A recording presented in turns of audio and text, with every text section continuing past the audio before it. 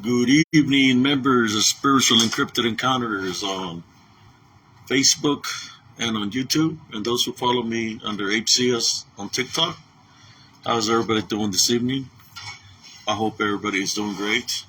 Uh, as for me, I've been doing pretty good. I've been recuperating for about 2 weeks. An injury that I got into my knee, it's healed now somewhat. And, a test that I had to do like about 2 weeks ago was an MRI that kind of triggered a seizure. It was an MRI to the brain. So I'm overcoming that still, recuperating from that. It's kind of like, it seems like probing lights, the lights, like went dancing last night, and the lights from the club, it kind of triggered a seizure where I bit my tongue right up in here pretty bad. It's just like my mouth just closed on me. My teeth just cracked against each other, and I bit my tongue. But I believe that's because of the MRI they had done. How you doing, Brother Michael, Brother Larry? How you doing today? But besides that, I've been. Yesterday was the first time I've gone out. We went out last night, did a lot of dancings, and I put it to the test to see how I was going to do, how my body was going to react, and that's one of the things that happened to me. I bit my tongue. That MRI triggered the seizure. Which that's one of the things I wanted to talk about. An MRI, what the test did to me is for my brain. I have epilepsy due to a blow to the head that I got while I was in the military, where I flew out of the tank and I hit my head on the breech. As a tanker, we have a helmet called a CVC, which is the shell is pretty thin and it's got cushion, but the impact was so hard that I got literally knocked out. This happened when I was like around 21, 22 years old.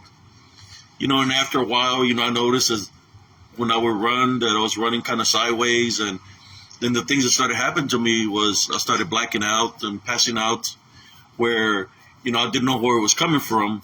But later on, when my body finally gave out there in the military, like I had lost my feeling to the left side. I had done a EKG, thought I had a heart attack, but there was no signs of a heart attack. But when I went to go see some neurologists, that's when they diagnosed me with that. But right now, I'm on medication, and it's being controlled. But like I said, those MRI that they did they were literally trying to trigger a seizure, because I had told the doctors that I've been having seizures where I've been waking up and my tongue has been having bites, where I guess my teeth. That's why they did that test, and I believe they triggered one. So it has taken me about 2 weeks to recuperate from what happened to me at that while they were doing the MRI to the brain. In which now I got a cut in my tongue. I'm taking extra medicine that they gave me, but since we're talking about seizures, if you look at it biblically, the symptoms of a seizure, that's what literally Jesus was casting out was people with those symptoms of a seizure, is people that were being demonically attacked or demonically oppressed, and I guess I fall into that category. Not that I want to be in that category, but I fall into it because of the blow to the head, or was it to the blow the head that caused the problems that I'm having? I can relate to because of the things that I've experienced. When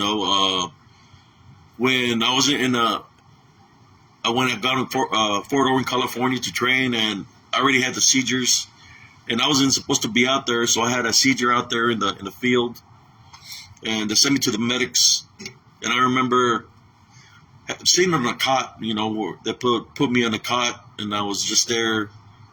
They were just keeping an eye on me. I remember, I've shared this story before.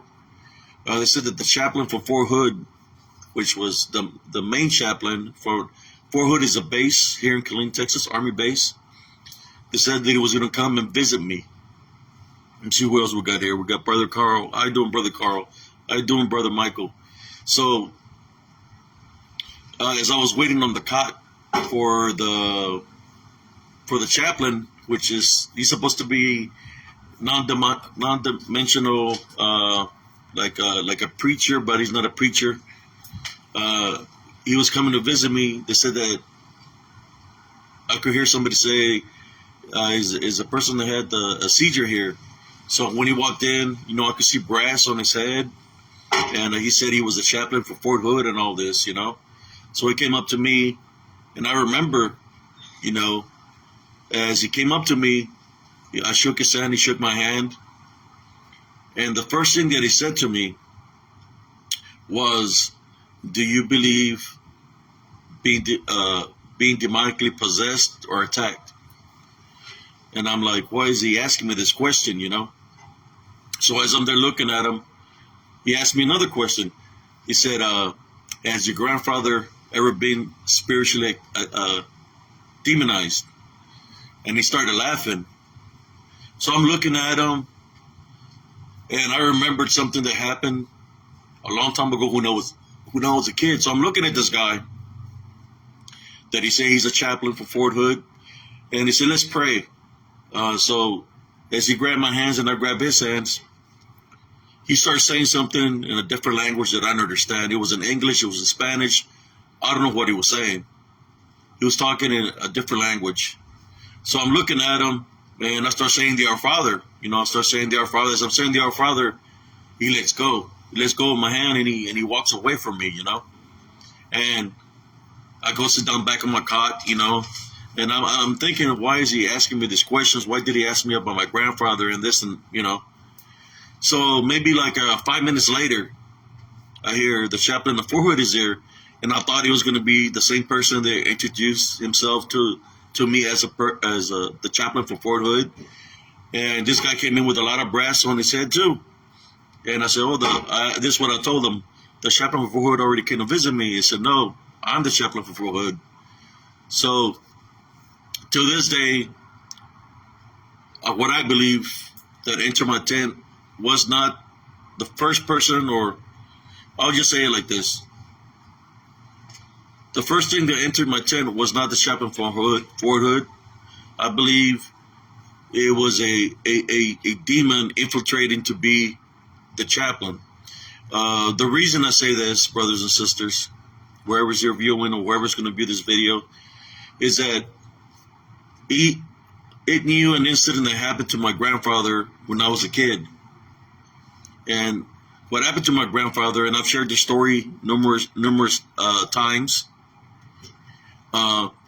is when I was younger, when I was probably 5 years old, we had 2 chicken coops, and we had already gotten the eggs out of one of the chicken coops, and it was raining.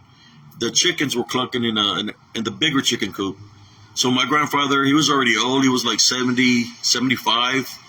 He grabbed a stick because he said that there was a possum trying to kill the chickens. So he grabbed a stick and went into the chicken coop. It was a pretty big chicken coop, like a cabin, log cabin. So he walked into the chicken coop. Next thing I know, I hear my grandfather screaming. So, I grab a little stick. I'm still young, and I walk into the chicken coop and I stand in the doorway.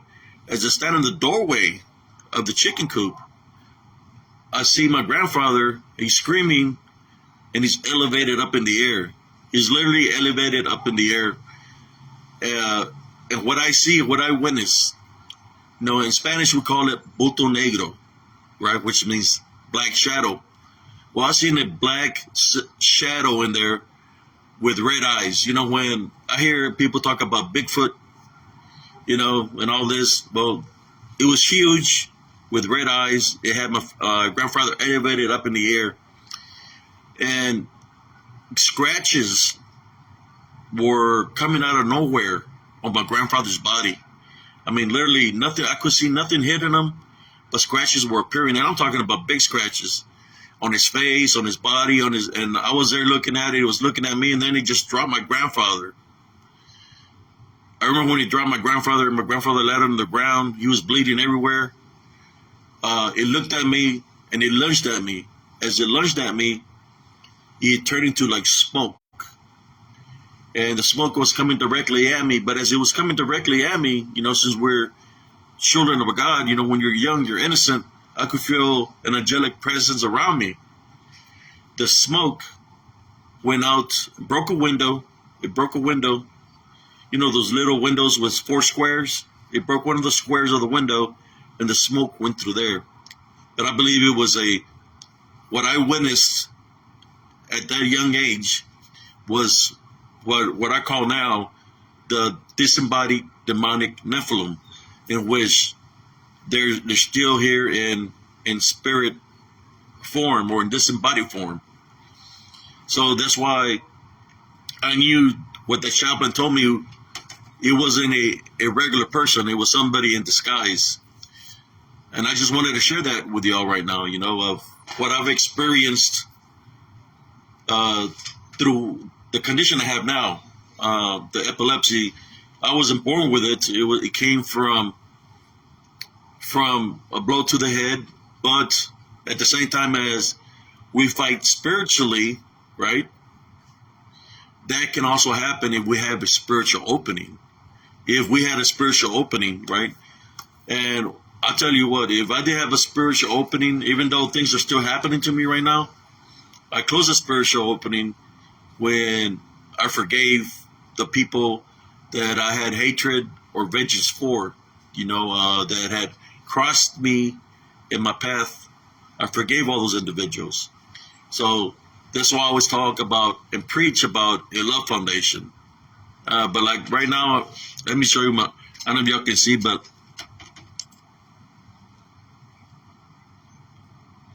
my tongue is pretty bad. I was bleeding. It happened last night, and I was still bleeding this morning. The reason I was bleeding this morning is because I'm on blood thinners. I take blood thinners for a blood clot that I have on my left leg. When you see me talking and you see me working out, posting my pictures, I have other conditions. I don't think about the conditions I have. I just zone it out when I do my workouts, zone it out when I go dancing, zone it out when I go investigating. I do have physical ailments, but I don't let those physical ailments stop me from doing the works that I do. I don't think about it. I continue to live life.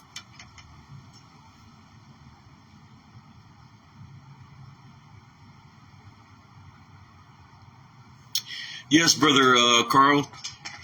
You ever heard the term is when you rub against something, you get to know things about it because you cross paths with it.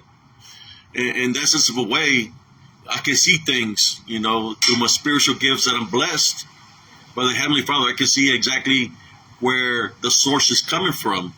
When I share my pictures, and I don't get upset when people come at me in a negative way, because I know that there's a lot of spiritual bondage where some people are not going to be able to see what I'm seeing, or for those that are spiritually blessed, that are going to be able to see in those pictures. Because in some kind of way, shape, or form, they have some kind of bondage where they're not going to be able to see spiritually. You have to change your way of living in order to get spiritually blessed with those spiritual gifts. But since I've experienced this spiritual confrontations with these demonic beings that like to manifest into even former people, or it's possible that it might have used entered a person to come up against me. Not that if the person is wrong, but the spirit that's within the person is of negativity, which is just using the person as a vessel for the moment. I've witnessed this. At the same time, we shouldn't hate those individuals, because sometimes, when somebody's being taken over by a force that way, they don't know what they do. They don't know what to say. They're not going to remember what came out of their mouth, especially if it's got control of them, they're not going to remember. And there's a lot of that I see. That's why I'm still here. That I see in the groups that I'm in, whether it's be paranormal, superstitious, cryptid community. I see a lot of this activity happening in there, in which what I'm trying to do, I'm just trying to awaken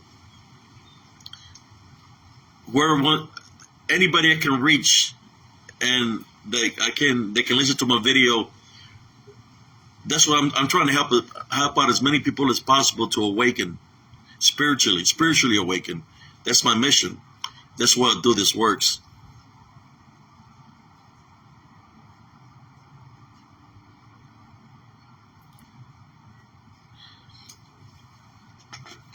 Yeah, we all get tested one way, shape, or form. I've been tested all throughout my life. All through since I was born, all the way to now. I've been through a lot of spiritual battles. Of the spiritual gifts that I've had for a very long time. I'm able to see the things that other people can't see.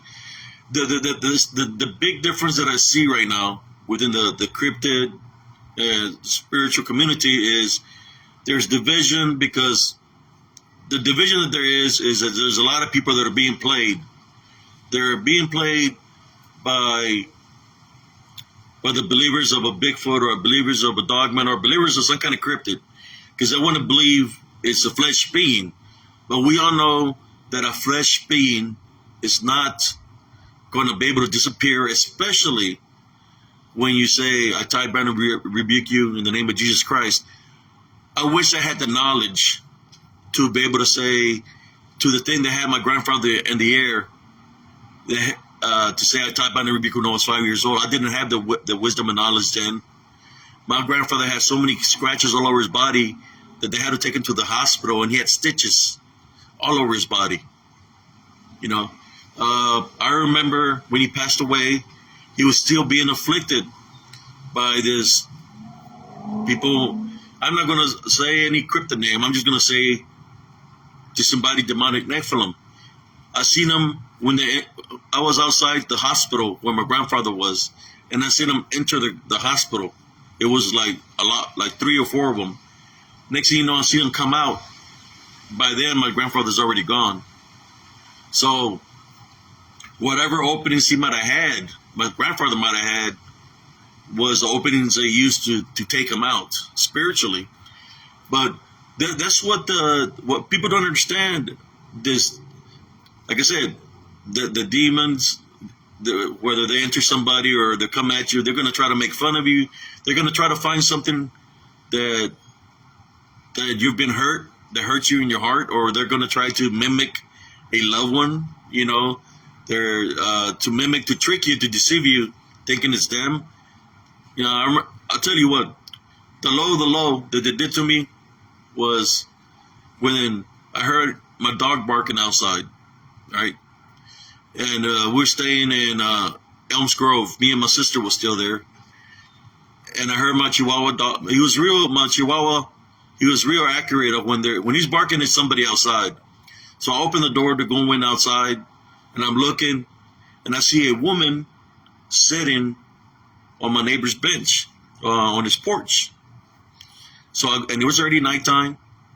So I go up there to the fence, and I'm looking. And as I'm looking, I see the woman stand up, and I'm looking, and she looked familiar.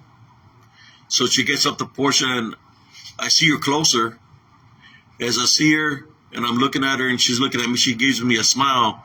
And in my mind, I'm saying, there's no way. There's no way. So as I said, there's no way, like 2-3 times, I start saying the Our Father.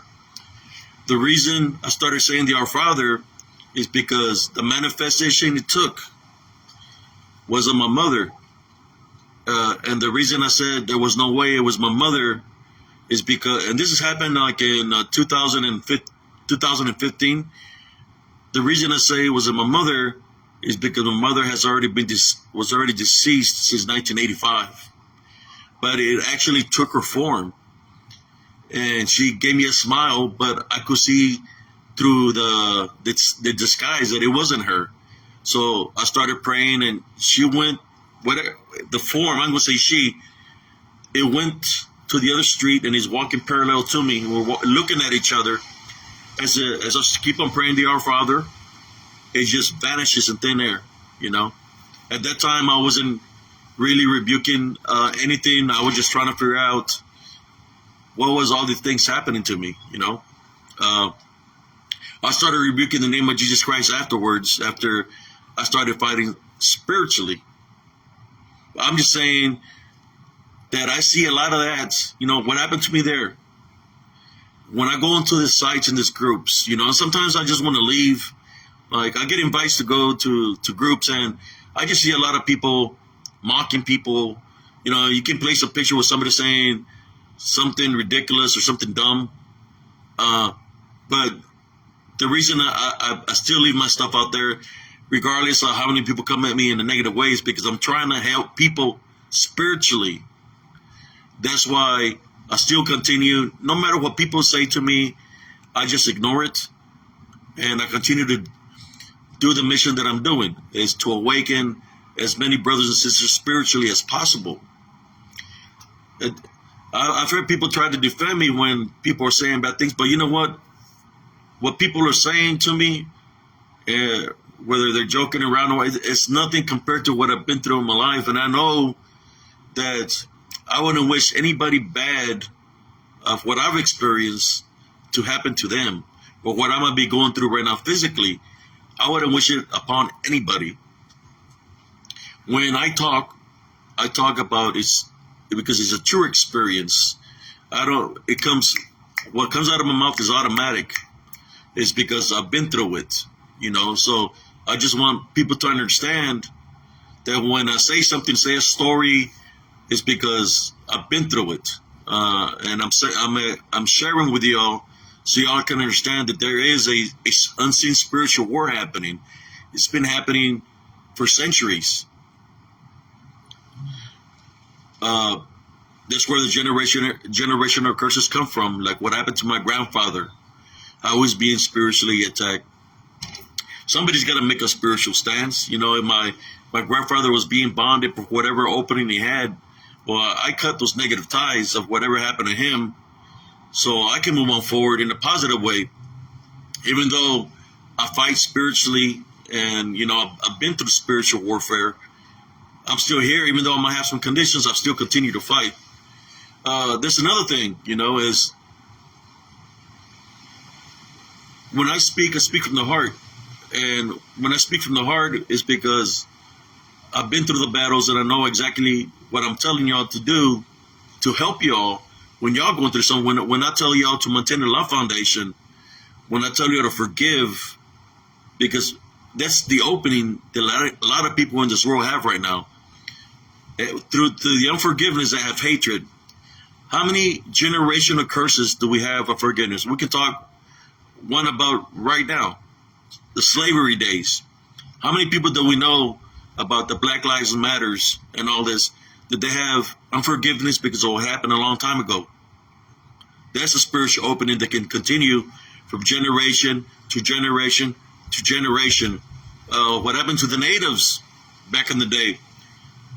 What happened to the Jews? That's a generational curses, you know. The reason we have to forgive is because we don't want nothing of the past that caused those events to follow us, to affect our lives or our next of kin. That's why we have to forgive. And the reason I said we have to forgive, because anger is a spiritual opening. Fear is a spiritual opening. You know, the DDN, when they manifest, whether they manifest into a Bigfoot, into a dog man, into a skinwalker, people want to talk about a mothman. I can talk about another different creature that can manifest into a lechuza. A lechuza is like supposedly like a big owl, but it's supposedly a witch. Like, it has many capabilities, right? That can manifest into anything like that. And so fear is one of the things. We forgive, those spiritual openings close. Anger, fear, uh, any sins, because we already forgave, or we have to ask for forgiveness for ourselves. Those doors are closed, in which if there is something negative around us, it can affect us because we're forgiven. That's why I'm making this video right now. I'm going through some things, but I'm not giving the things that's trying to affect me, I'm not giving it power. The only thing I do is continue to maintain my love foundation. And like I said, I'm making this video right now. The other things, when you brush against something like that, you always have a visual sight. Like you have it's not a telepathic connection. It says, people call it telepathic connection, but it's more of a spiritual connection, right? Think about it. When have you seen somebody look at another person, talking to another person that's here in the flesh, and they're talking like this, or that they're laughing? No, it's not that. When somebody has a vision, or we call it a vision, or a connection spiritually, it's because that's exactly what it is. It's a spiritual connection, not a telepathic connection. So when I rubbed against the 6 DDNs, or 6 disembodied demonic beings that were in a werewolf form, they spoke to me telepathically. Well, not telepathically, spiritually. I'll say spiritually, right? The reason I say spiritually is because when I seen them, I went to my safe zone. My safe zone was my immediate love foundation, which is within all of us. I went into my immediate foundation where my spirit is strong, and I started praying the Our Father. As I'm praying the Our Father, after a while, I start walking, and they're looking at me, right? Because that had manifested into this werewolf-like creatures. It was 6 of them. So as I'm walking and I'm praying to Our Father, they interrupt my prayer spiritually, and they say, "The Holy One, the Holy One." That's what they're repeating. They're repeating and saying, "The Holy One, the Holy One," because they're interfering.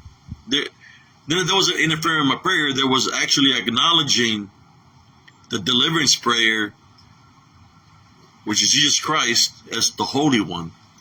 So I walked out of there safely, but I had to bring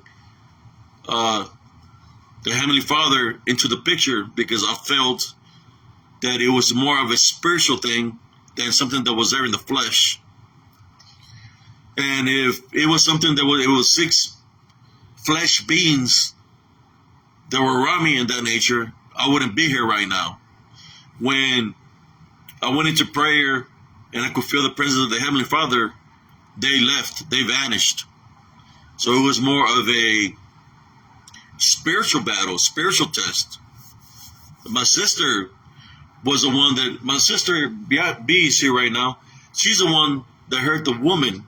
I have a good heart. My sister woke me up saying there was a woman yelling help. It was already late. It was like 3 a.m. She could hear it out her window, because her room was closer towards the park. So she told me, woke me up, "Hey, there's a woman yelling for help. There's something happening here. Somebody's doing her harm. You need to help her." So when I went out there, and it was a cold night, I heard her yelling for help. So I went inside, put on, I think I just put on a shirt, because I was in my boxers. I put on some warm-ups, and I grabbed the bat. So I told her, "Hey, I'll be right back." I went towards the park, because I was following the sound, or should I say the cry for help. And you can hear the woman yelling for help. Literally sound like a woman yelling for help. People try to say, well, maybe it was a wildcat sound, or no, it was a woman crying for help, yelling for help. So I remember going to the park, and the cry for help was sounding louder and louder. So I'm at the entrance of the park, of the path, where, it's dark, it's pitch dark. I don't got no flashlight. I got my bat in my hand. And I start walking down the path, and I hear the woman crying for help louder and louder. So I go around the bend, and I'm going in stealth mode, like I'm going there with no flashlight, and I'm just looking to see if I see any kind of movement, so I could attack whoever is doing her harm, right? So as I enter the path, it's already dark. It's real pitch dark, and I'm fixing to swing because I could hear the sound real close to me. I'm fixing to swing the bat. The sound from the cry for help just stops. So I'm looking to see any movement. I am not seeing any kind of movement. And I'm looking and I look across the creek because the leaves are already falling. I think this was like in around October, November time frame or December time frame when this happened. I don't know. It was cold, and or it could have been around this time frame. I don't know. I can't remember for sure what day it was, but I have to look into the pictures that I have. All I know is I was looking. I couldn't. The club was closed. There was a club closed. There was no cars. And I'm looking, and I said, "Hello, anybody need help?"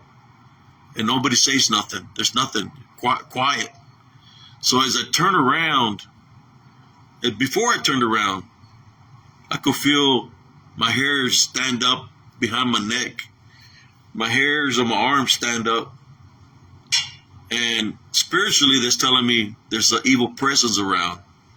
There's some things that they left out on the show. I don't know if they left it out because they want to make it look like it's something real. But spiritually, all my spiritual senses kicked in. All my hair stood up from my head.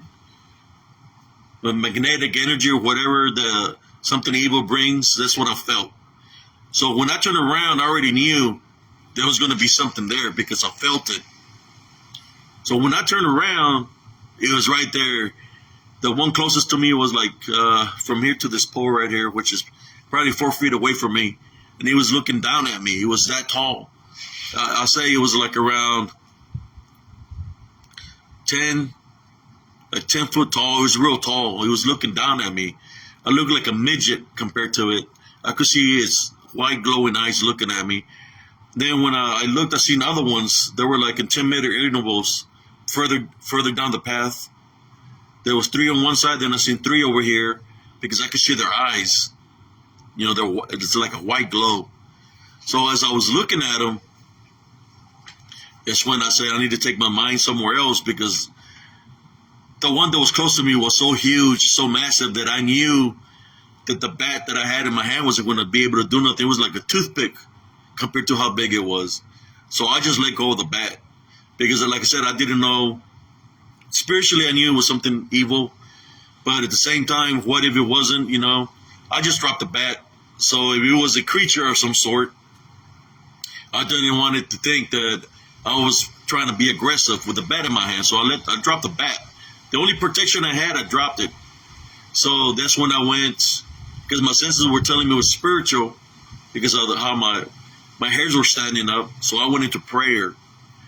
And that's how I battled. I was praying to our Father. I started walking down the path, and they were turning their heads, looking at me, and I could see their eyes looking at me. But I kind of like how should I say, zoned them out. Like I didn't want to look to the sides. When you see in a horror movie that you cover your eyes sometimes because you don't want to see what's there. Well, I knew what was beside me, so I kind of like made a tunnel vision. That's what you call it. I made a tunnel vision without putting my hands like this, but ignoring them, So you ignore what's to your parallel vision, and I just focused the center of the path. The reason, because there was two other ways I could go, which was to the creek, which was probably like 24 feet to make it into the creek, which was water, but I knew that the one close to me would probably chase me down. And then the other option was go to the left to the highway, which was about maybe 30 to 40 yards away. And you have to go through a ditch up a hill to get to the highway. And I felt that the ones that were to the left were chasing me there. So the only option I had was to go back down the same path I traveled. So I remember how they're looking at me, and I'm praying to our Father, zoning them out. It took me a lot. Before I even took the first step, I think I already prayed to our Father like 10 times before I wanted to make sure I felt the heavenly presence of the Heavenly Father and His angels before I took my first step. And that's what I did. Once I felt His presence, the spiritual presence of the Heavenly Father and the angels, that's when I took the first step. And as I was walking towards when I took the turn to walk out to the park, I could feel something behind me. Like there was something behind me. I could feel it because it's entering my space, my spiritual space or my spiritual aura. So, but I did never turn back. I learned a lot of things, like even through I believe it was a Greek mythology where the guy went there down to Hades to find his wife, and that told him to never turn back, and that he could hear the footsteps behind him, and he made the mistake to turn back, and when he turned back, his wife went back into Sinai, I guess, right? Well, in that nature, when I was feeling something behind me, something spiritual was telling me, don't look back, because I believe if I look back, then in some kind of way, something might have happened to me, should I say, spiritually. So I just continued my faith, I prayed the Our Father all the way to the house. So when I got home, I don't know how long I was there. I don't know, was there for 15 minutes or 30 minutes. All I know is I lost the track of time because, like I said, I was fighting spiritually. When I got home, my sister was waiting for me on the porch, and she said, "Are you okay?" And she noticed something was wrong with me, because I guess I looked pale from the face. When you have a spiritual encounter that way, you're gonna look a certain way. And I really didn't. I don't remember saying too much. I just walked in. I was feeling as if my energy, spiritual energy, was kind of drained. I mean, there was 6 of them. And so my thought was I gave her a hug and I walked in. I was like, I looked at my son. He was laying down. Because, when I was praying, all my loved ones were in my thoughts. My sister, my son, my nephews. Because I didn't know if I was going to make it out of there or not, because I don't know what I was dealing with. But I'm going to take my faith, and I made it home safely. When I got home, I didn't touch my son or nothing. I just passed him up, went into the restroom, jumped in the shower. I jumped in the shower to get the sin of fear off of me, but at the same time, I was praying for the Heavenly Father to bless the water to cleanse the negativity that I brushed against in the woods. That's why I took the shower, to get the sin of fear, because, I mean, when you encounter something like that, that's what's going to happen, because it's trying to, I mean, there were 6 of them, who's not going to get scared with 6 beings looking at them, but at the same time, I did it for that, but for God to bless my body. So nothing would follow me home, After that, after I took the shower, I got my garlic, my salt, my holy water, my olive oil, and I went around blessing the home to protect the home from anything coming in. So my sister was there to witness what happened to me.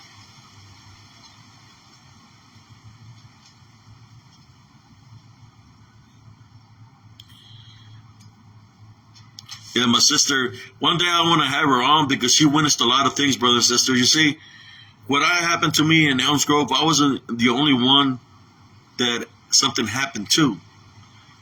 Where it wasn't me and my son living together. It was me, my sister.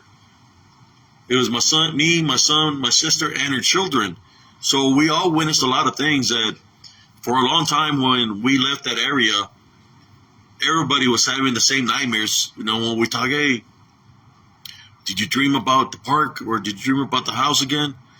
For the longest time, we were dreaming about that mobile home. We were dreaming about the park. It's like the negativity there was trying to pull us back in, which is, I've gone back sometimes through some people that wanted to go to the area, but it was trying to keep us there, like trying to draw us spiritually back in. Like, for example, today earlier, I had an image of something, of a face of a werewolf looking right at me, and it was dark.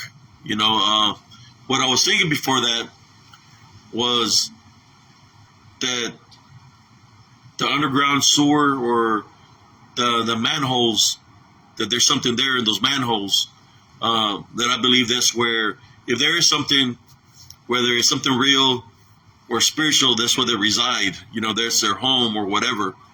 But I was seeing that image, but I didn't want to give it power because, it wants me to believe it's a werewolf. Well, I don't want to give that to power, but tell it, how should I say, spiritually, it's like it was trying to send me a message. And that's how I feel.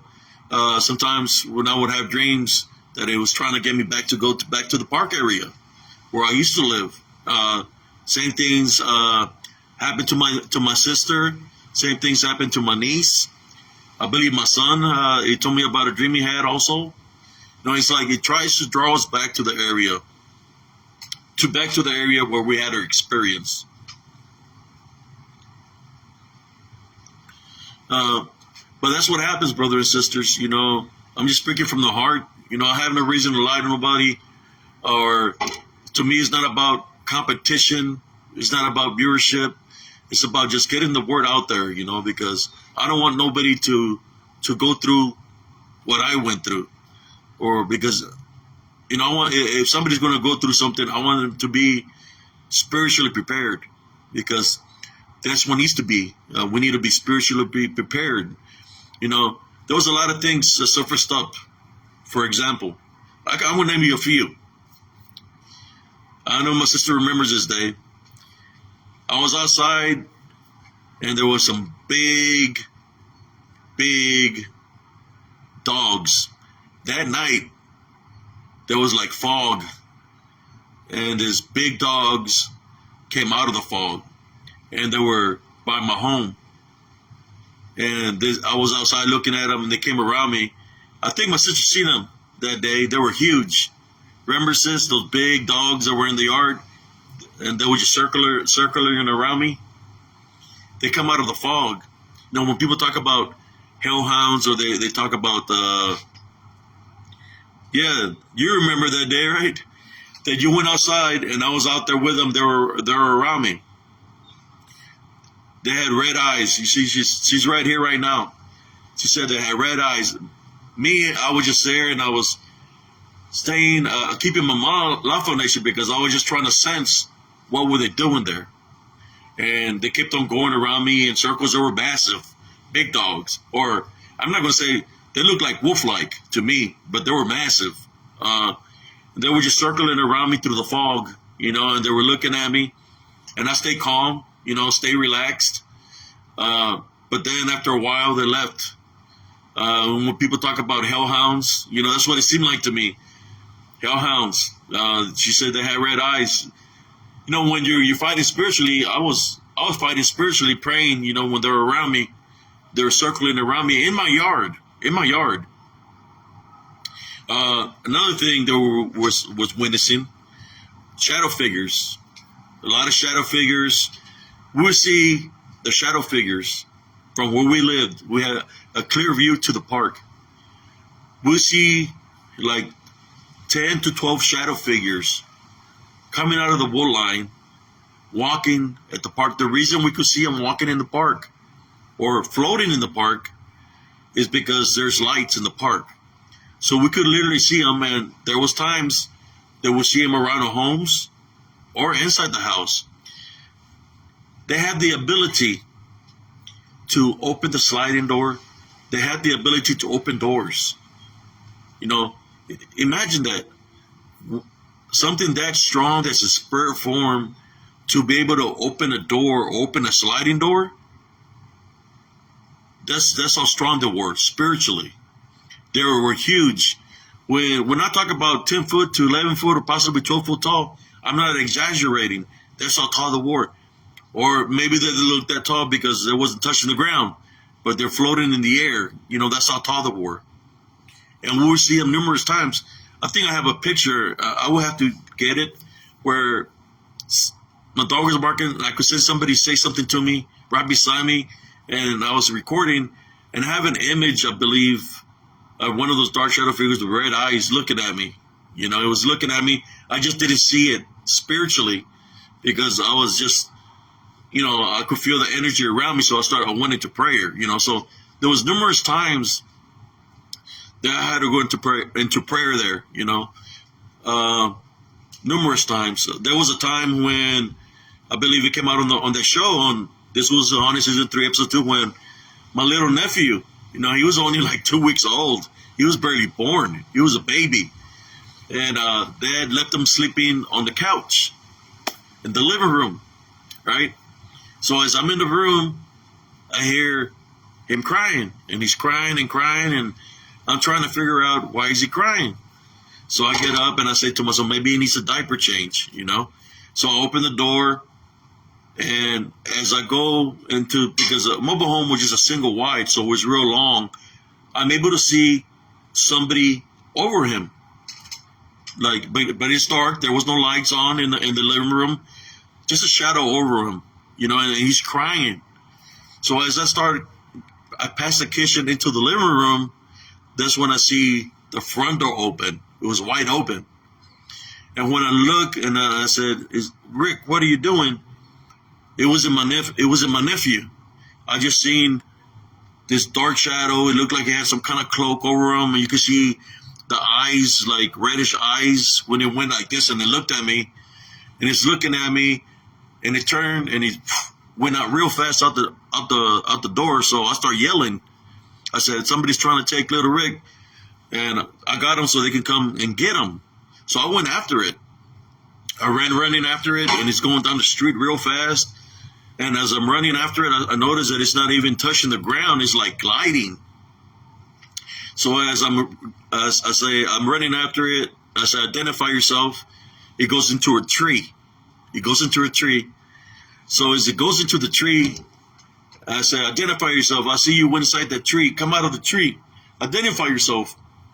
He jumped out of the tree and went to another tree.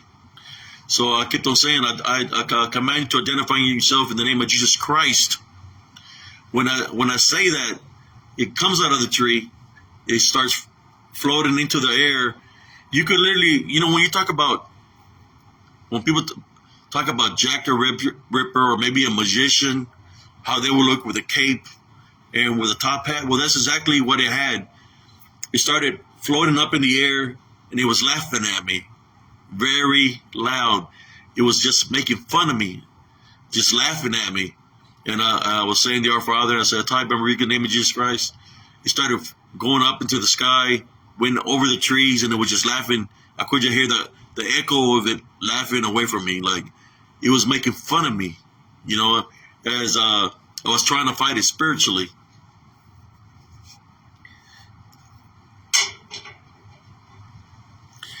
Yeah, that's why I tell people, you know, I know, because I'm being the spiritual aspect, I know that I have people that dislike what I'm bringing to the table, the spiritual aspect out of it. That's understandable. I'm not here for those that dislike me. I'm here for those that want to understand the spiritual aspect out of it. I'll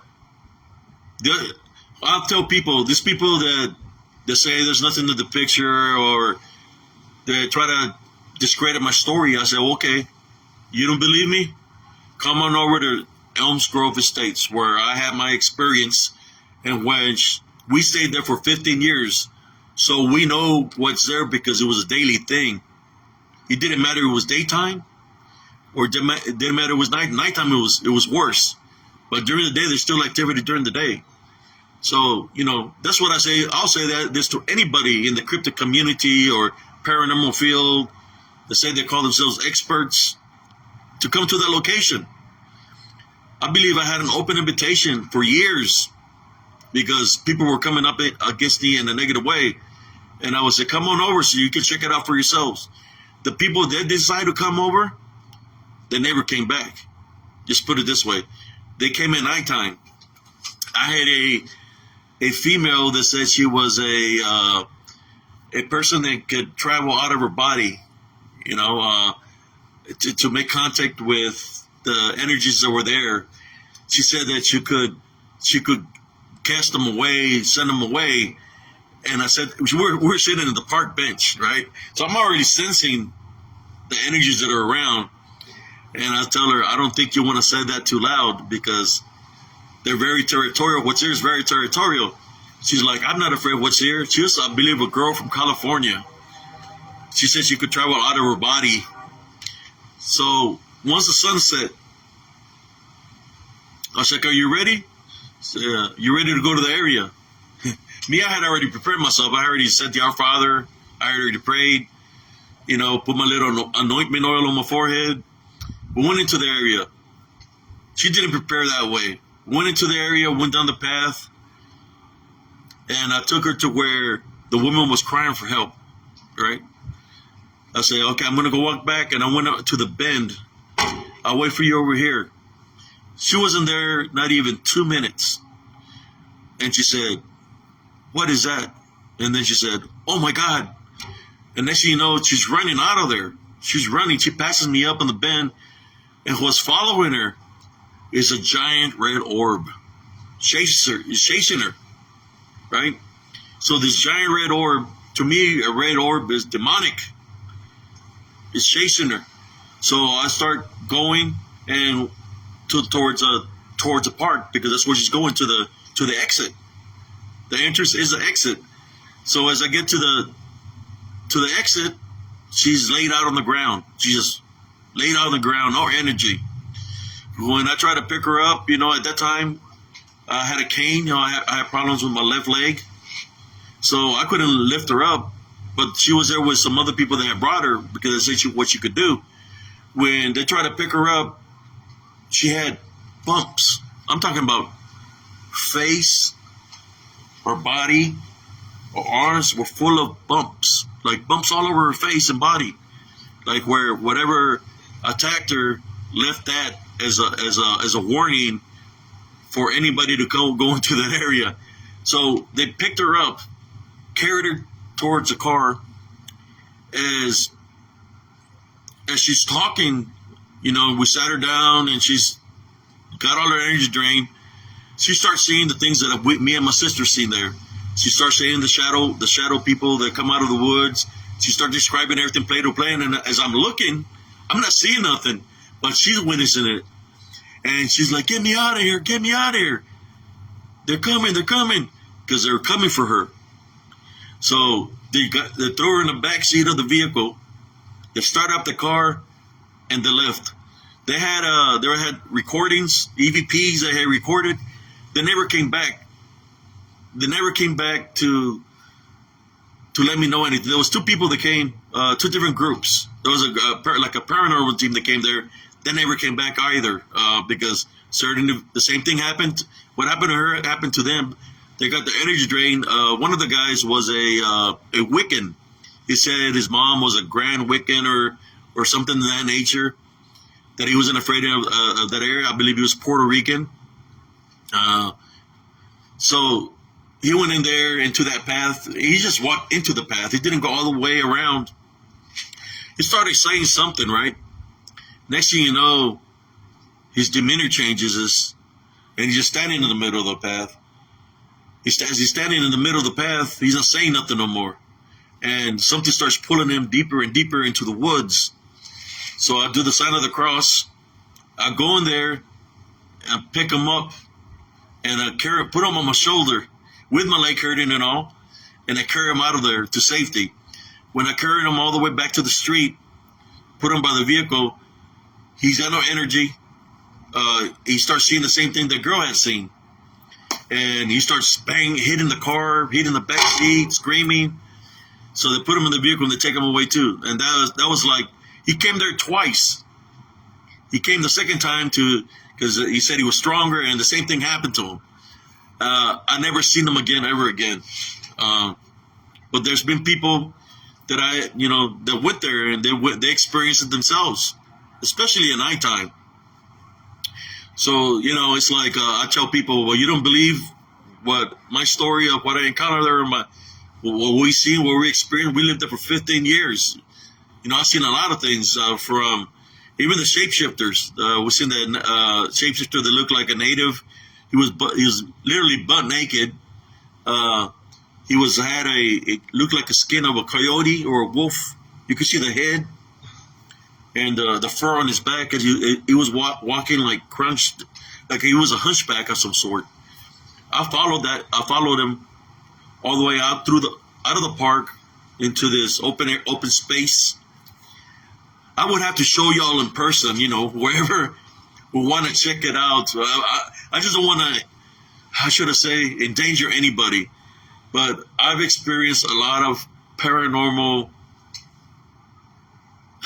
experiences there, battles, where I've gotten my energy drained there, where there was one time, it was during the day, I was walking with groceries in my hand and I don't remember nothing. When I get awoken by a young boy that found me in the path, and he said he knew me. His name was let me think of his name. Oh, he was a Boone. Wasn't it Malik Boone? He was only in junior high, but he was a big kid. And he's like, Mr. Abe, what's the matter? And I don't remember, what just my energy was drained. He picked me up. I took 2-3 steps. I would fall down. It took me like 30 to 40 minutes just to make it to the house. I got my energy sapped there. And he helped me out of the woods. If he wouldn't have helped me out of there, we would have never found me. I don't know what would have happened. But I've even gotten my energy zapped there. So I know there's something there. I've been knowing because I experienced it.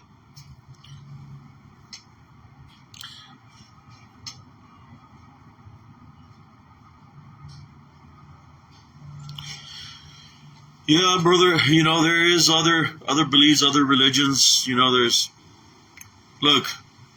There's people that believe in necromancy, witchcraft, and other things. But I'll tell you what, these things that are out there, they don't care what you believe in. They don't care if you're good or you're bad. You know what? They're the only one thing that they're interested in, and people don't talk about this. People don't in the cryptid community don't talk about this, or because they want to say it's a creature that's from another dimension or comes from out a portal. What they want, they don't care. It doesn't care what path you're on. It doesn't care if you're in a good path or a bad path. The only thing it cares about is collecting your soul. That's what it wants. That's its ultimate goal. What do you think happens to people that get possessed? That's what it wants. It wants to invade the host, to destroy the host, to collect the soul. So there's their main mission. That's what they do. I'm just trying to awaken people not to believe when it manifests into a Bigfoot, into a dogman, into a shapeshifter, into a little girl. Say, hey, come help me find my little dog in here in the woods, or a woman crying for help. Not to be deceived, not to be tricked by them, because that's what they do. I mean, when I went there, I really went in there with a good heart, trying to help the woman yelling for help. When I go in there, there's nobody in there because I got deceived, tricked to go in there by them, They're tricksters.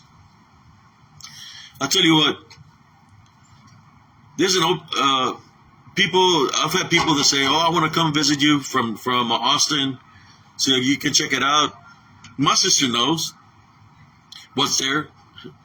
My sister knows what's there. I know what's there. The only thing is that I want nothing to happen to nobody, but I can give them the coordinates where to go, where the activity is going to happen. There was a homeless man. We call him Cheech because he looked like the guy from Cheech and Chong. They lived under the bridge. He was living under the bridge, but when I met him, he was living behind a gas station. He was in a sleeping bag. It's like, hey, man, what are you doing back here? He said that he used to live underneath the bridge. He said he was underneath the bridge, and he said, I had to leave from there. And he told me the story where he was asleep in a sleeping bag. on the cement underneath the bridge, and the creek goes through there. So as he's laying down, he's hearing something in the water. He said when he looked to his right, this is what he told me. The beasts are there. The beasts are there. I said, what do you mean the beasts? He said like werewolf beasts. Beasts are there. They live there. He said he seen them standing in the creek. Standing in the creek. Was it he literally seen something standing in the creek, or was it something demonic? But after that incident, he moved from living underneath the bridge. I have a picture of the tent, I believe, where he used to live underneath there. I had put it on Dogman Encounters episode 53 of the tent, where he was staying down there underneath that bridge. But he's seen him. I have another guy that's a truck driver because right there in that area where I live, in between the highway that divides the trees or the woods, there's a truck stop. There's a truck driver. When he heard my story, he contacted me. He said, I know exactly what you're talking about, because every time around 3 a.m. when I go through that road, I see them. I see them crossing from one side of the road to the other. He said he will see him. He's a truck driver. He will see him. And he said that one day he parked his truck. He parked it on the. He was waiting for his wife to come pick him up. As he was waiting, he said he heard something banging on the side of his trailer, something running on top of the trailer, and he was scared. Right? He told me about that experience. I want him to share that experience with the viewers, because it happened in the same location where I had my experience. But he hasn't gotten the nerve to do it yet, because it still freaks him out to this day what happened to him.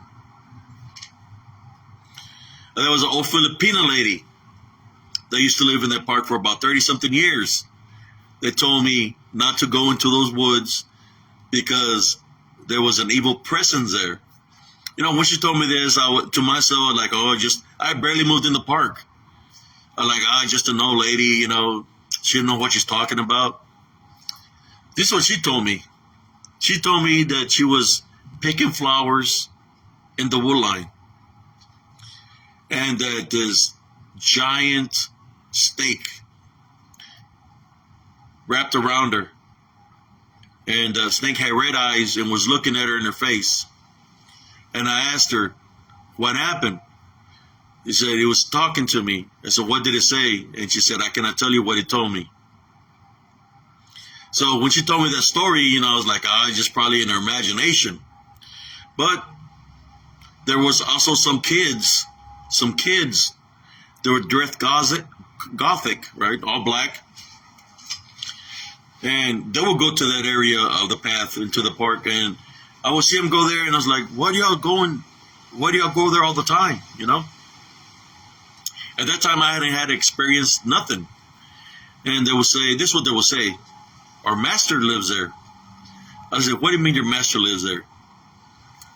So, okay, if you have a master, how does he look? They would say, he's all black. All black, dark shadow. And, they moved out of the Bumble Home Park and stuff like that. But they were always acting strange, and they were going into the wood line, Till what happened to my son when he got lured into the woods, that he said, the man in black called me. That's when everything started making sense to me, that there was a lot more to that area than what it seemed. But you could say there was a lot of activity, a lot of things. I remember one day the police came, and for whoever is viewing here, there's are 2 events that happened. There was one evening, I think my sister might remember this. No, it wasn't Miss Kim, sis. It was the Filipino lady that lived by the park that had the blue mobile home, the one that moved.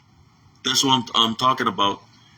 There was a lady over there that lived close to the park area by that wood line. What was I going to tell you all about? I knew I was going to say something, but I answered my sister. What was it? I was going to tell you about another event, the other event that happened. Oh, okay. It was one evening. We see the sirens from the cops, and we went outside the house or mobile home. You see all the people out there, and there was cops everywhere in the streets, right? There was a lady that said that there was a peeping Tom looking into her bathroom.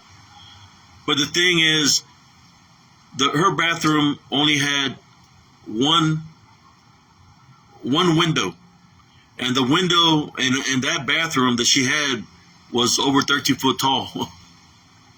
It was one of the ones that are way up on top. She was saying, mobile homes sit on steel frames off the ground on cement blocks, so they're pretty tall. So the cops are there chasing something, They got the headlights on it, and it's moving real fast. And you can see all the high beams of the headlights, of the lights. I'm not talking about the lights that they shine on people, shining at it. And it's like, man, what the hell? They were like, that's not a person. It looks like a shadow, So everybody's looking at this, the cops shining the lights on what seems to be a shadow within the lights, because it's not even a person. So they're following and chasing. He's moving real fast throughout the park. Then I go to the entrance, and I see that shadow pass right in front of the police, real fast.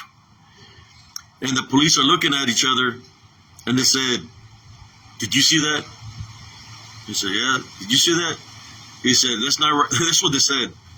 "Let's not write a report about this, because if we tell the chief of police what we've seen here, they're not going to believe us. They're going to think we're crazy, and they're going to kick us off the force." They witnessed it. So whatever it was nothing. It wasn't something that was in flesh form. It was in disembodied form.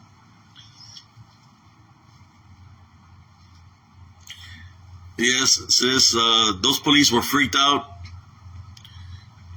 Oh, man, so many stories. There was this guy that used to live in the on the not inside the park, but like on the outside of the park.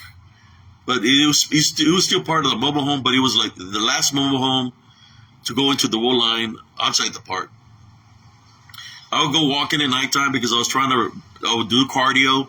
I walked like 10 miles a night on this big quad in which the woods were in the middle.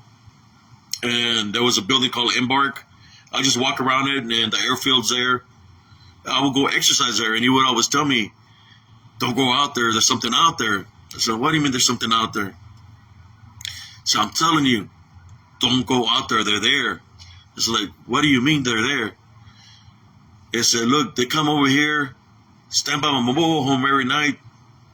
So what are you talking about, man? That's when I didn't know too much about it. I said, they're werewolves. They're werewolves. They stand over here by the edge of the woods, and they look at me. He had a target thing out there where the bullseye, where he said he would shoot his bow and arrow when they would go near the wood line, trying to kill him, but that every time that he shot at him, he missed. And then he would say that he could hear him underneath the street, going underneath the street. He said he could hear growlings and stuff like that going underneath the street, because the streets in Texas, they got pretty big manholes, right? So if there was a place or a location, if it was something physical, flesh, there's one place I would want to go look, would be in the manholes. But I don't want to go. I don't want to go because I don't know what's there. And if I were to go, I will go with a platoon of people. I wouldn't go by myself, because if it's whether it's something real or something spiritual, but I'm leading more to something spiritual. I wouldn't want to go there. I've already been through what I've been through. But there's people that like to investigate. But if there's something there, it would be. It's got to be coming out of somewhere. They got to come out of somewhere. But if it's something in spirit, like for example, if it's native burial ground, then that will mean that they are the property that we're sitting on mobile homes on. That's their cemetery, their burial ground. And maybe the trees or tree markers where some of them are buried in. They were placed there as markers. So we're really invading their space, right? Because if that's a burial ground, and from what I found out later on after I made the show on This Whistle on It season, Terror in the Woods season 3 episode 2, is there's this guy, because of the airport, he said that they were rebuilding the airport, and when they were breaking the concrete, what they found was several graves of native Indians, and some of them had like silver necklaces and stuff like that. So some of the guys were trying to steal the jewelry off of them. They told their boss of what they found, and he just told them to cover it back up. So what I'm thinking is, in Central Texas, there's some certain areas that people know they're Indian burial grounds. They're not allowed to go there, but there's a lot of unmarked Indian burial grounds that people don't know about. And if they were there, they built over them. And that's a story he gave me, that he believes that they're native spirits or whatever, shapeshifters, whatever they are. But he lives near the golf course. The golf course is right by the airport, the old airport. And his wife and his children have seen the shadow figures over there also. And that's a good stress. So that's a good wide range. He worked for he was, that's what he was doing. He was an engineer. And he said that he remembers the gravesite, and he said that gravesite, he believes, because of the works that we do, that it went all the way down to where the mobile home park was. And he mentioned something like this: what do you think about the land so cheap? So he's an older man, so he knows of that area. He also told me, so what do you think that the land that they always say that they're going to build, which is where I found the den, that is never there. They said they were going to build something huge there, and the project went sour. So now it's like somebody bought that land, and they have barbed wire fence all the way around it, and it says warning all the way around it, like not to trespass. Warning signs everywhere. The land where I will go fishing, where I witnessed something that looked like a Sasquatch, or the form of Sasquatch.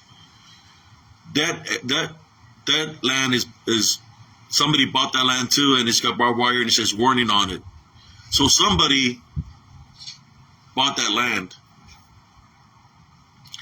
But I still know how to get around it to be able to go to certain areas. So I lived there for 15 years. So when I lived there, I would walk all those areas at nighttime. I would go with no fear, even though I did encounter a wildcat, which is a real flesh being or flesh animal, and they tried to attack me one evening. It backed me all the way against that embark door where the light was, but it never came around the van that was there. I had my little knife out, but luckily it didn't do nothing to me. It was huge. Or was it a wildcat? But there is wild animals in Texas. You got cougars, wildcats, of course, rattlesnakes in the creeks, coyotes, foxes. But yes, brothers and sisters, I just want to say thank y'all for ever here tuning into the stories. I just feel like I had to talk about these topics tonight. but I'm staying spiritually strong. You know, I'm trying to stay out of locations. But you know me. Sometimes I go out there just to make a video, see if anything surfaces up. One thing that I noticed is when I don't know if in Killeen they had this happening, but when we had a kind of like an ice storm that came through here in Texas, and there was ice everywhere, and a lot of tree branches got broken off the trees. There's some trees that got cracked in half. So like right now, through the blocks where I live, there's piles of broken branches from the freeze that we had like a month ago that they still haven't picked up. It affected a lot of the trees even in the woods. But at the same time, when we talk about theory-wise, I think about a lot of things. We know that when God created the flood, he created it to destroy the Nephilim, right? So that's something that he caused to destroy the Nephilim because they were evil. Well, the Nephilim become disembodied, right? And they are part demonic. So they're created by the Watchers. So they have the ability to possess, to mimic anything, but to possess anything living. Well, a tree is a living object, just like we are.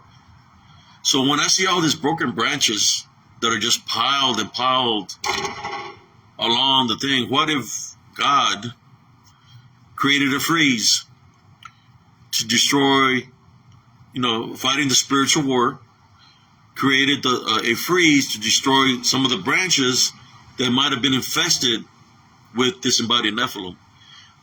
That's one theory that I have, and I'm gonna make a video of it, of how many branches, and there's just one block. It happened throughout the whole city of Temple. Trees, branches cracked. It looked worse than a hurricane, just branches everywhere. But I believe when it froze, if there was something there, it was to just destroy the host, which the tree was a host, where maybe this disembodied demonic Nephilim were invading, possessing, or should I say, the tree. It froze the certain things that were of the tree that were being used to destroy the disembodied Nephilim. Just a theory. That's what I believe. Good night, sis. Love you. Just a theory.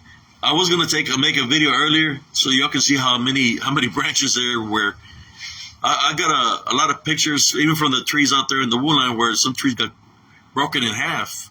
They're broken in half, and there's tree branches all the way down to the ground. And I think there's a couple of pictures at a place where you can see the DDN that were there. They're still there, residing within the wood line. Some of the pictures I posted. But it was just a quick video. Thank you all. I don't know how long I've been live, but thank you all for tuning in. Spread the word to your friends about the group, Spiritual Encrypted Encounters, here on Facebook, here on and on YouTube. I got a YouTube also.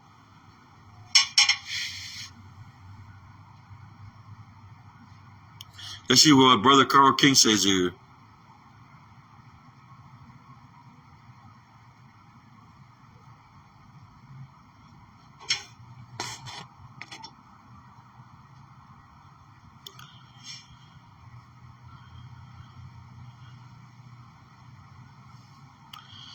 Yeah, brother. The reason I see what you read. The way they can collect the soul, if they can trick the soul, they can trick the person to believe there's something real. For example, to be their friend, and they say, "Believe in me, follow me," and right there, if they're already believing in them, they're not believing in the Heavenly Father. They could be deceived in that manner. We hear about all the 401 missing cases of people missing and no traces found of the individuals. Also, the other way that it could happen is through possession, in which it tricks a person to take their own lives, their own life through suicide. You know, when you take your life to suicide, it means that you're giving up in life. So that's another way that it can collect the soul or have some kind of hold over the soul, you know, a hold over it, because the way that, you know, deceive the person to take their life. And you know, if they're giving up, that means that they're giving up in their faith. Giving up is giving up. You're giving up in your faith and your belief of everything that you know. You're giving up on love. That's why I always tell people, always maintain a love foundation. That's the key to fighting spiritual, this unseen spiritual war.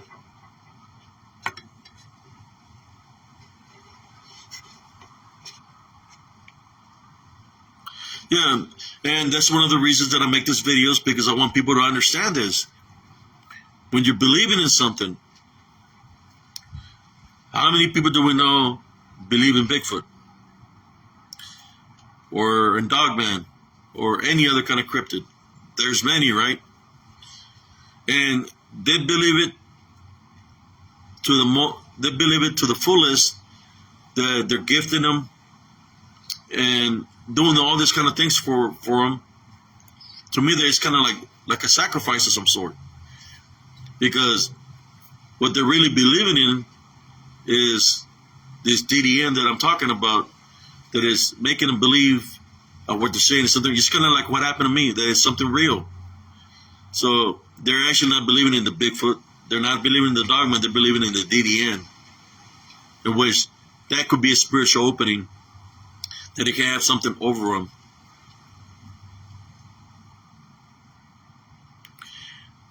Yes, brother. As basically, if it's believing in them, then they're forgetting the real true faith and belief, which is the Heavenly Father. So in some kind of way, it has a bondage over them, in which it can block. If they're not close to Jesus Christ, when it's already got them. But it can block it's a form of bondage. It can block their senses to be able to see what's really there. Their true nature. The true nature, when you have a love foundation, you're forgiven through the spiritual gifts of discernment, you're able to see its true nature. You can see right through it. Right through the because they're tricksters. You can see right through the disguise that they, or the manifestation, should I say. You're welcome, Brother Larry. You know, I don't have nothing against nobody, because I've heard of Bigfoots. I've seen when they manifested as Bigfoots when I was younger up in Lubbock, Texas. The only thing we could see at nighttime was this dark silhouette with red eyes. And there were a lot of them. We live out on a ranch.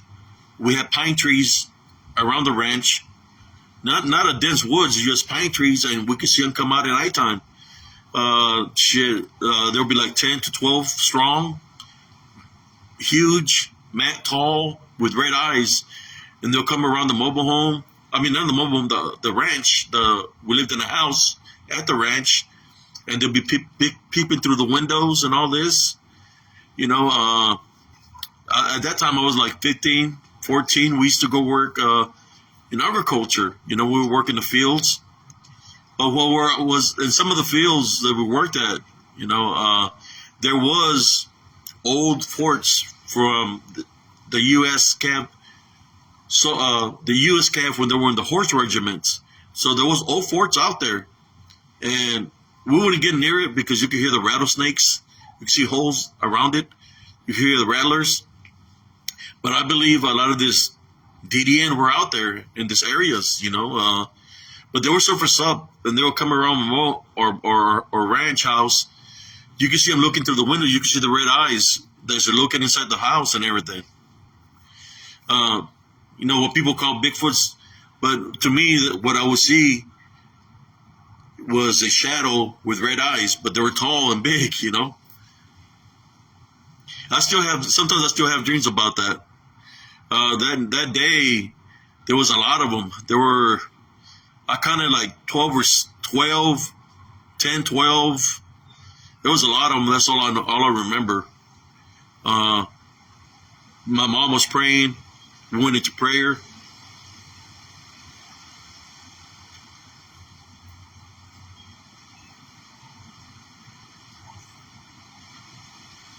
In shallow water, yes. This happened in Lubbock, Texas. There was a lot of strange events that happened there when I was younger. I have stories of, besides the experience that I had in Elms Grove. I had stories when I used to work up in between Addington, Texas, and Littlefield. We lived out on the ranch, and that's where we had a lot of experiences where these figures were coming out of the fields, going by the tree lines, and you could see them with the red eyes, and they would come. I could see them. We live in the ranch where we had the cotton. They had the feed and those big old cubines, the metal cubines, and we were burning trash out there, and I could see them. I could see them at nighttime where they would be standing by them. We could see them walking by the tree lines, walking. They'd be by the pine trees. The only thing we could do is pray, and then the strange things started happening there, which, led me to believe the demonic, the things that were happening there at our house. I'll give an example. There was one evening, me and my brother was sleeping in the same bed, and I was having a dream where I was falling. I was falling, and I was going to hit the bottom of a whale. And when I hit the bottom, I imagined like a mattress of a bed. Well, when I hit, I bounced, right? So when I woke up, I could feel something pressing on my face, So I feel something pressing on my face real hard, and I thought I was on the ground, that I was on the ground. So when I opened my eyes, I see my brother laying on the bed. I'm elevated up to the ceiling. I'm actually on the ceiling. My face is pressing the ceiling. My body is elevated in the air. And my brother wakes up. He looks at me. He jumps out of the bed and takes off running, scared, And next thing you know, I get dropped from the ceiling all the way down to the ground. So there was definitely some demonic activity happening there, at the ranch house. There's a story of this. I knew this other people that they used to go there, work also agriculture. We're like migrant workers. There was this guy that I knew. He was living in a different ranch, and his parents found him in his home, and he was dead. He was gutted.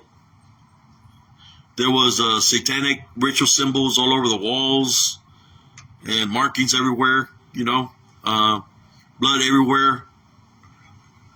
That happened there. So where there was cult activity or whatever was happening, it didn't happen where I live, but it happened somewhere else in a different town up there in that area. But just like the same dark shadow figure with the red eyes that I seen elevating my grandfather, those are the same ones that I seen there at the ranch. That's where I guess generational curses come from. They can follow the generation to the next of kin. That's why we have to make a spiritual stance against them. I hope I didn't take too much of y'all's time, brothers and sisters. Thank you all for tuning in this late night feed. Maybe I'll get more into it next time I do another live. I know it's getting windy over here right now. I don't know if it's going to rain. But thank y'all. God bless every single one on your families. I want to pray for everybody here on Spiritual Encrypted Encounters. Heavenly Father, at this time I would like to pray for all my brothers and sisters that might be going through something spiritually. For them to always remember to maintain a love foundation not to fear, not to give the enemy power over fear, not to anger, to have a forgiveness in your heart, but close all your spiritual openings that you might have, maintaining a love foundation and through forgiveness. I believe somebody was going through something here that they had placed, that they were being spiritually attacked, that it showed them the red eyes. So at this time, I would like to pray for that individual. Heavenly Father, we would like you to send your heavenly angels to our house right now to do a clean sweep through our house. We tie, bind, and rebuke any negative energies that are there. For you to send your heavenly angels to bring ease to her and to give her spiritual strength, not to be afraid, but to be able to fight these unclean spirits. We tie, bind, and rebuke them in Jesus' name. Amen.